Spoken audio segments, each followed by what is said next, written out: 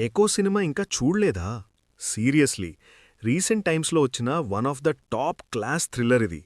ఈ cinema writer బహుల్ Ramesh మాత్రం తన రైటింగ్ అండ్ విజన్తో ఫిదా చేసేశాడు.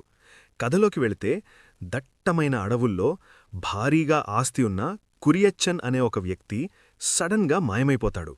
అసలతను బ్రతికున్నాడా లేక ఎవరైనా చంపేశారా అనే మిస్టరీ మధ్యలో ఒక కుర్రాడు ఆ ఎస్టేట్లోకి అడుగుపెడతాడు. అతని ఎవరు?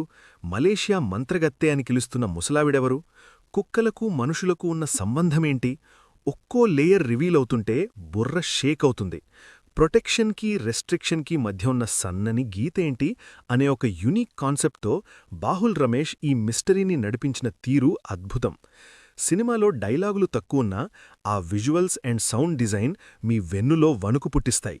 ముఖ్యంగా లాస్ట్ 20 నిమిషాల క్లైమాక్స్ ట్విస్ట్లు చూశాక మీరు ఒక్క నిమిషం పాటు సైలెంట్గా ఉండిపోతారు. కిష్కింధకరణం తర్వాత మలయాళం నుండి వచ్చిన మరో మాస్టర్ పీస్ ఇది.